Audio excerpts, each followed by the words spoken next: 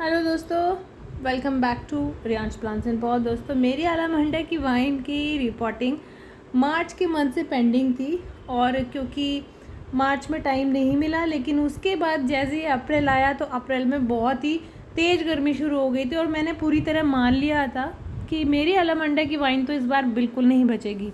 अभी देखो, अप्रैल से बचते बचते मेरी ये अलामंडा की वाइन सितंबर आ गया, रिपोर्टिंग भी नहीं हुई और अभी तक बची हुई है। अभी फिर से सीज़न में इसमें फूल आ रहे हैं, लेकिन रिपोर्टिंग ज़रूरी है क्योंकि बहुत छोटे गमले में लगा हुआ है, लेकिन बड़े गमले का इंतज़ाम भी मैंने कर रखा है।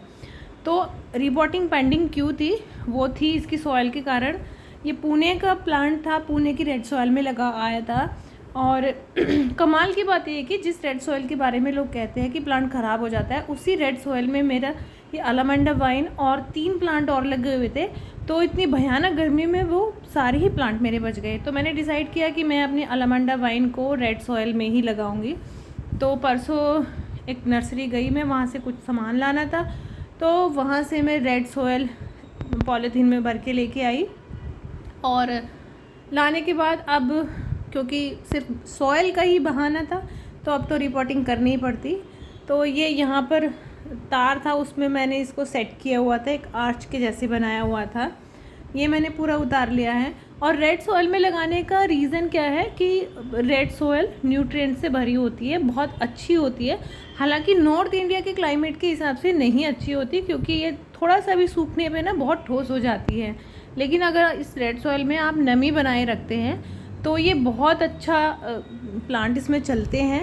और आपने देखा भी होगा कि पुणे या बैंगलोर के जितने भी plant north India, Delhi NCR की नर्सरीज़ में आते हैं वो बहुत ही ज़्यादा हरे भरे होते हैं क्योंकि आयरन रिच मिट्टी होती है और इस मिट्टी में केंचुए भी बहुत ज़्यादा होते हैं। तो अर्थवॉर्म जिस मिट्टी में बहुत ज़्यादा होते हैं तो आप समझ लीजिएगा कि वो मिट्टी प्लांट्स के लिए सबसे बेस्ट मिट्टी होती है। प्लांट को निकालना मैंने शुरू कर दिया और ये जो मेरा प्लास्टिक का पॉट था, इसमें पहले से ही एक छोटा सा क्या अच्छा खासा एक क्रैक आया हुआ था। मैंने सोचा कि मैं इसको प्रॉपर इसमें से निकाल लूँगी, लेकिन ये इतना बुरी तरह से इसमें फंसा हुआ था कि ये निकल ही नहीं पाया और फिर इसको ठोकते पीटते हुए इसका ऊपर का किनारी भी टूट गया। तो फिर मैंने सोचा कि इसको पूरी तरह से तोड़ ही देते हैं, क्योंकि जहाँ आप एक टूटा फूटा गमले को रखने का लालच कर जाते हैं ना, फिर वो आप रखते ही रहते हैं।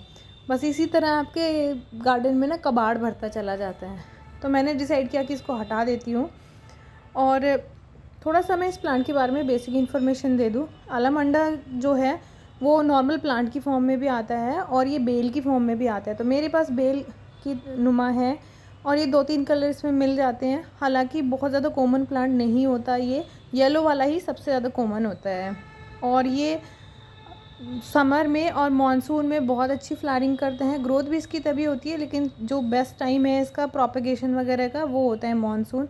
रिपोर्टिंग आप 2 बार कर सकते हैं, एक तो मार्च के महीने में या फिर आप रिपोर्टिंग करिए मॉनसून सीजन में। और इस प्लांट की देखरेख की अगर मैं बात कहूँ, ज़मीन में लगा हुआ है तो आपको कुछ ज़्यादा केयर करनी नहीं पड़ती, लेकिन गमले में लगा है, छोटे गमले में है तो आपको रिपोर्ट साल भर में करना पड़ेगा। खाद भी देनी पड़ेगी साल में 2-3 बार ही, क्योंकि ये फ्लावरिंग प्लांट है और इसमें खाद देते हैं आप। गोबर खाद, वर्मी कंपोस्ट ज़रूर दीजिए, फंजीसाइड ज़रूर मिलाना है। और मैं अभी नहीं दे रही हूँ क्योंकि मेरे इस जो मिट्टी मैं नर्सरी से लेके आई हूँ इसमें बारिश का पानी बहुत ज़्यादा मिला हुआ है और इस बारिश के पानी में ही काफ़ी न्यूट्रिएंट्स होते हैं, नाइट्रोजन है और इसमें इसके अलावा और भी जो बारिश के पानी से पौधा अच्छा होने के लिए जो जो न्यूट्रिएंट्स चाहिए वो इसमें है। केंचुए थे इसमें कई सारे, देखिए ये मैंने इसी में ही दबा दिए हैं। तो दोस्तों, रखना कहाँ है, सुबह की 3-4 घंटे की धूप आसानी से मिल जाए। अगर गमले में लगा हुआ है तो ऐसी जगह पर रखिए और दोपहर की तेज़ धूप से आप इसको अवॉइड करिए। तो पानी मैंने बारिश का थोड़ा सा इसमें दिया है और अब मैं इसको सेट करूँगी। पाइप है यहाँ, पाइप पे मैं इसको बांध दूँगी। देखिए स्पीड तो मैंने बहुत तेज़ की हुई है वीडियो की, तो धड़ाधड़ सारा काम होता चला जा रहा है। आर्च की तरह मैंने इसको ऊपर बांध दिया है यहाँ पर। तो फाइनली रिपोर्टिंग हमने कर ली है और 6-7 दिन के बाद का ये वीडियो है। और रिपोर्टिंग करने के बाद पौधे में एक नई जान सी आ गई है, बहुत सारी नई कलियाँ भी बन रही है और फूल भी बन रहे हैं। हालांकि फूल तो आ ही रहे थे, बट क्योंकि मानसून के सीज़न में रिपोर्टिंग करना सबसे सेफ़ रहता है हीट वेव का शॉक नहीं लगता और कई दिन से तो धूप भी नहीं है, तो प्लांट अच्छा खासा चल रहा है। तो अगर आपको बहुत अच्छा फ्लावरिंग करने वाला प्लांट चाहिए तो अलामंडा बेल को आप ज़रूर अपने घर में लगाइए। फूल भी सुंदर हो सकते हैं, भगवान को भी चढ़ा सकते हैं। तो वीडियो को लाइक करिएगा, चैनल को सब्सक्राइब करना, नोटिफिकेशन ऑन ज़रूर करना। मिलते हैं नेक्स्ट वीडियो में। हैप्पी गार्डनिंग, गो ग्रीन दोस्तों।